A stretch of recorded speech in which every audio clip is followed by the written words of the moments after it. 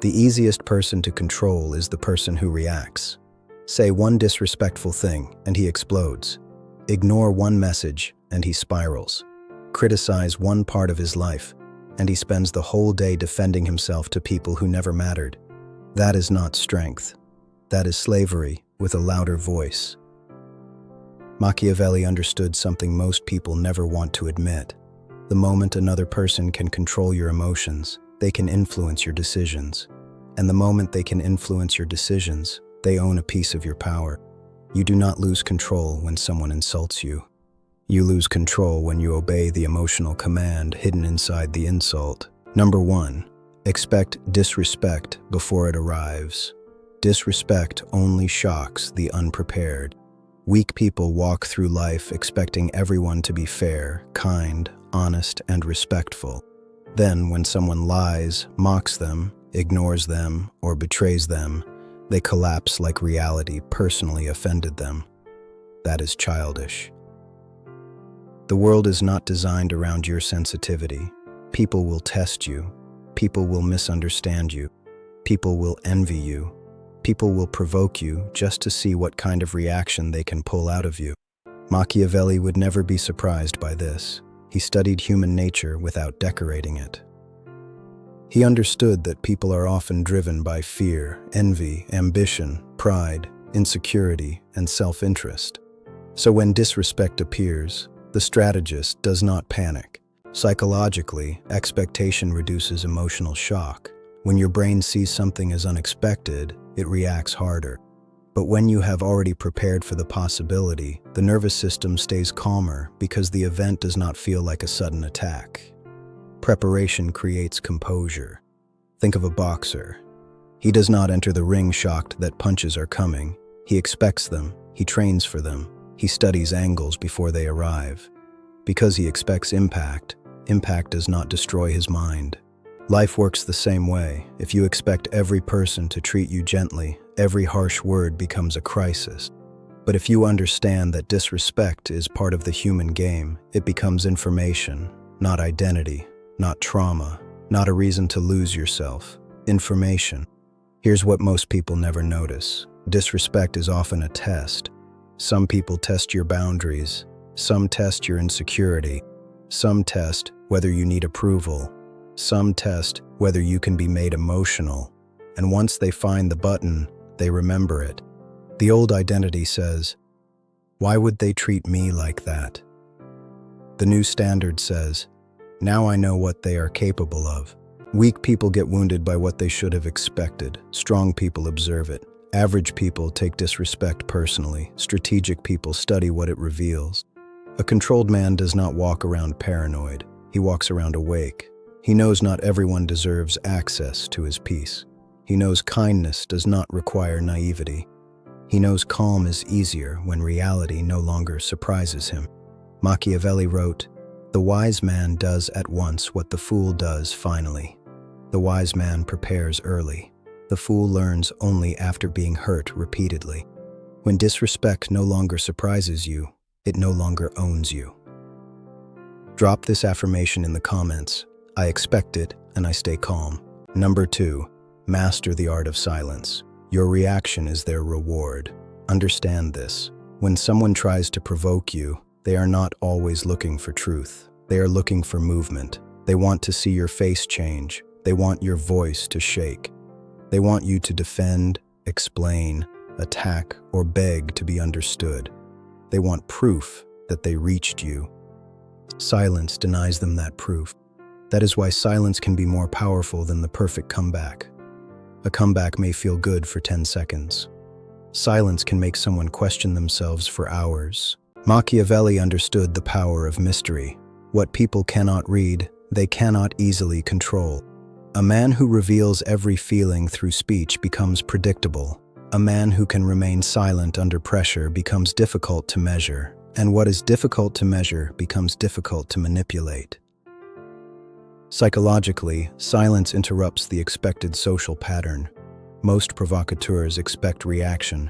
When reaction does not come, their brain loses the script. They may escalate, they may become uncomfortable, they may expose more than they intended. Your silence makes them carry the tension they tried to give you. Imagine this. Someone insults you in front of others. The old version reacts instantly. He defends his name, he raises his voice, he explains why the insult is wrong. But now the room sees him emotionally captured by the person who attacked him. The new standard pauses, looks at them, says nothing, maybe gives a small smile, then continues as if the insult did not deserve oxygen. That is not weakness. That is dominance over the frame. Now comes the dangerous part. Silence only works when it comes from control, not fear. The silence of a wounded person says, "I do not know what to say." The silence of a controlled man says, "You are not worth the reaction." They feel different. People can sense the difference. So train it. Next time someone irritates you, do not rush to respond. Count to 5, then 10. Let the emotional wave pass through your body without becoming speech. Let your face stay still. Let your breathing stay slow. Pause. Observe. Choose. Marcus Aurelius wrote, "You have power over your mind, not outside events. Realize this, and you will find strength." That is the foundation of silence. You are not controlling the insult. You are controlling the doorway it tries to enter through. The old identity explains everything. The new standard speaks only when speech serves power. Weak people talk to reduce discomfort. Strong people stay silent to preserve control. Average people need the last word. Strategic people know the last word is often silence. Silence is not the absence of power. It is power refusing to perform. Drop this affirmation in the comments. Silence is my strength. Number 3, never let emotion betray you. Emotion is not the enemy. Uncontrolled emotion is. Anger can show you where a boundary was crossed. Fear can show you where preparation is needed. Pain can show you where attachment has become dangerous. But the moment emotion takes over your behavior, it stops being information. It becomes a leash. This is where most people expose themselves. They rage, they cry publicly, they over-explain. They send long messages. They post emotionally. They let everyone see exactly where the wound is. Then they wonder why people keep pressing it. Machiavelli would see that as strategic stupidity. Visible, uncontrolled emotion reveals your weak points. It tells others what can move you, what can distract you, what can make you abandon logic. A person who can be emotionally moved on command can be used. Psychologically, strong emotion reduces access to long-term thinking. When the nervous system enters threat mode, the brain prioritizes immediate defense. This is useful in physical danger. It is disastrous in social conflict, business, relationships, and reputation. That is how temporary feelings create permanent damage. A controlled man does not deny emotion. He delays obedience. He feels the heat and still chooses the move. He feels the anger and still controls the tone. He feels the urge to prove himself and still remembers that proving too much lowers his position. Stop revealing. Kobe Bryant built his reputation around execution under pressure. The crowd could scream, the opponent could talk, the score could be tight, the body could be tired, but the work demanded control. That is the standard, not feeling nothing, executing despite feeling everything. A powerful person treats emotion as data. Anger says, "Watch this boundary." Fear says, "Prepare better." Jealousy says, "Study your desire." Pain says, "Detach from what owns you." But none of them get the steering wheel.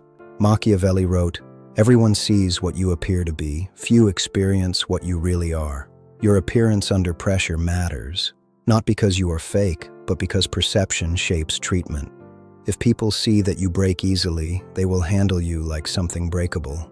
If they see calm, they become cautious. The old identity reacts to discharge emotion. The new standard responds to protect position. Weak people let emotion speak first. Strong people make emotion wait. Average people are owned by the first feeling. Strategic people convert feeling into information. Your emotion may be real, but it does not deserve authority over your next move. Drop this affirmation in the comments. I control myself. Number 4. Detach from praise and criticism. Criticism is not the only chain. Praise is a chain too. Most people understand that being destroyed by criticism is weakness, but they do not see the other side. If compliments are required for your confidence, then your confidence is not yours. It is rented from other people's mouths. That is dangerous. Because the person who needs praise is easy to guide. Give him approval and he moves closer. Remove approval and he panics. Criticize him and he explains. Ignore him and he chases. This is not power, this is dependency. Machiavelli understood that a ruler who is too hungry for public love becomes vulnerable. If he needs affection, he will avoid necessary decisions. If he needs praise, he will choose appearance over strength. If he fears criticism, he will become a prisoner of the crowd. A controlled man listens to feedback, but he does not worship opinion. Psychologically, external validation trains the brain to seek emotional regulation from outside sources. Over time, you stop asking, "Is this true?" and start asking, "Did they approve?" That weakens independent judgment. A dangerous person builds an internal court. He asks, "Is this useful? Is this accurate? Is this from someone qualified? Does this align with my standards? Will this improve me? If yes, he uses it. If no, he discards it. No drama, no collapse, no need to argue with every voice." Imagine this. Someone praises you. The old identity gets high. He feels powerful for a moment. Then someone criticizes him later and he crashes. His emotional state rises and falls like a stock price controlled by strangers. The new standard receives praise calmly. He receives criticism calmly. He does not let either rewrite who he is. Here's what most people never notice. Praise can make you soft. It can make you perform for applause instead of build for standards.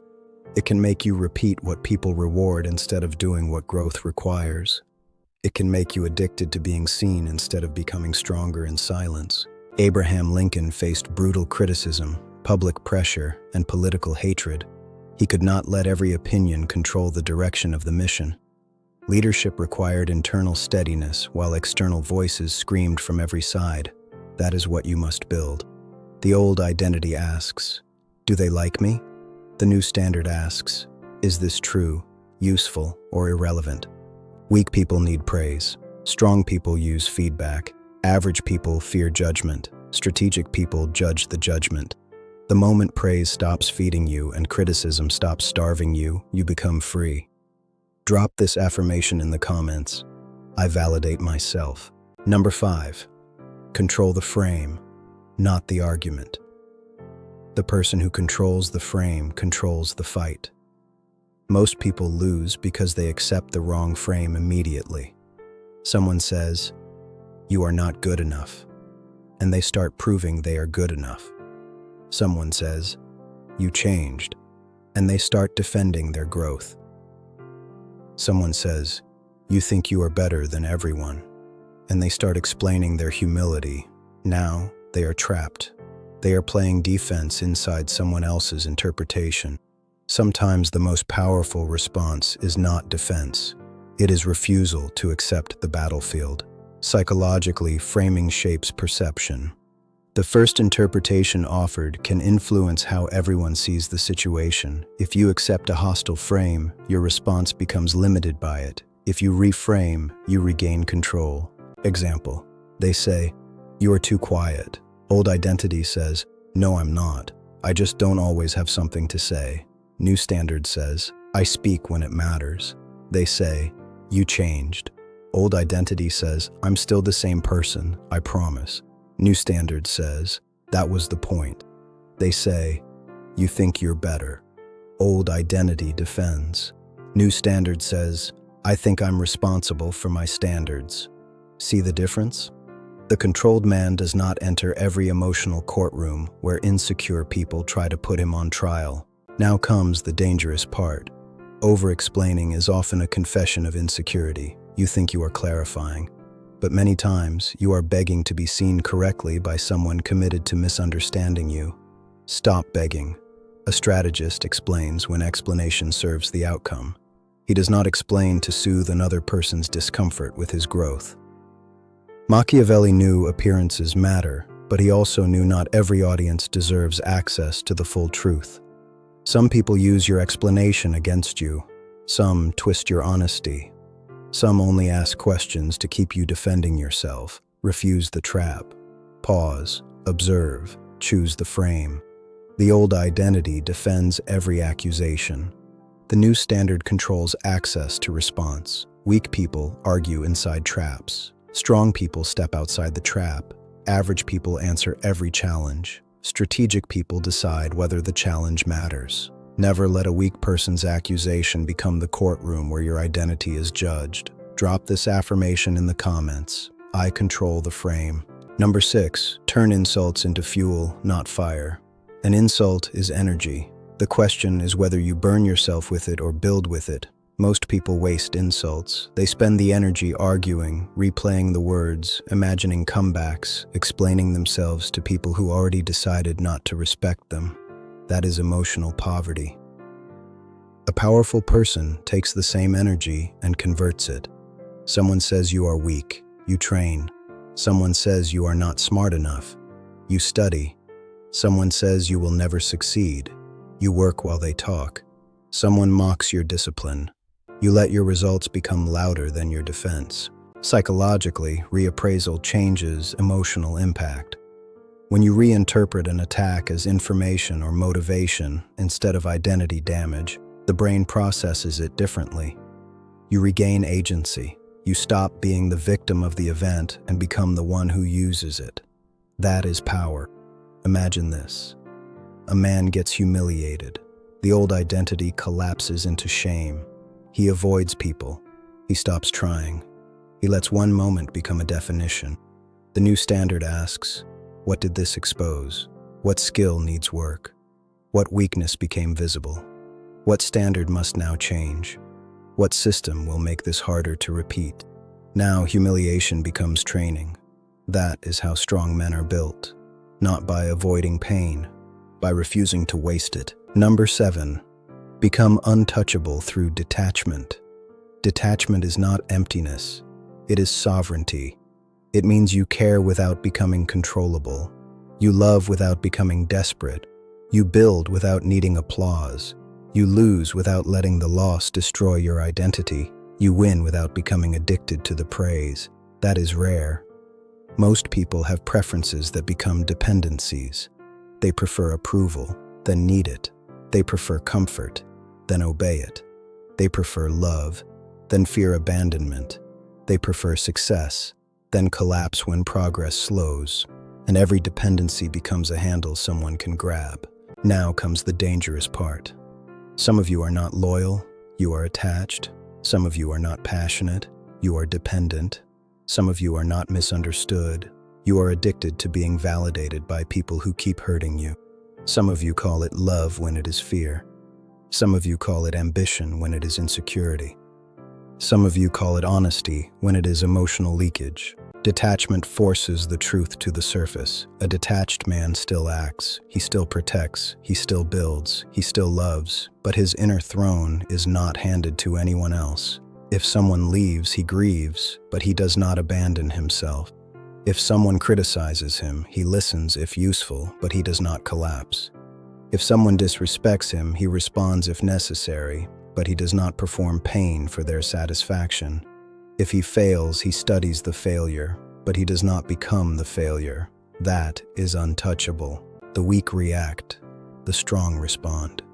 But the truly unbothered do something even higher. They choose. They expect disrespect before it arrives. They master silence. They refuse to let emotion betray them. They detach from praise and criticism. They control the frame instead of defending inside traps.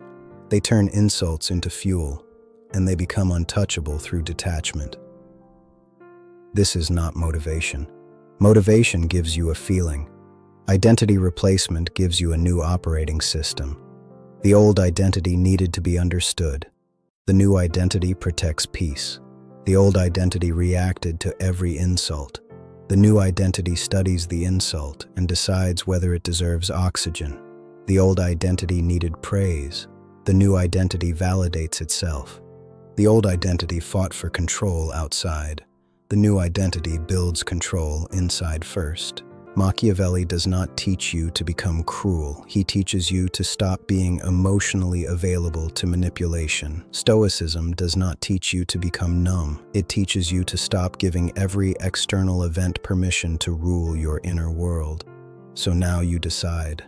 Will you keep handing your peace to every person who knows how to provoke you? Or will you become so calm, so controlled, and so detached that people begin to fear the silence they used to mistake for weakness? Like this video if this hits something real. Subscribe for more videos about Machiavelli mindset, emotional control, discipline, silence, power, and identity transformation. Share this with someone who gets bothered too easily and needs to take their power back. And drop this final affirmation in the comments. I am cold, calm, and untouchable. Remember this, the person who can move your emotions can move your life. So stop moving.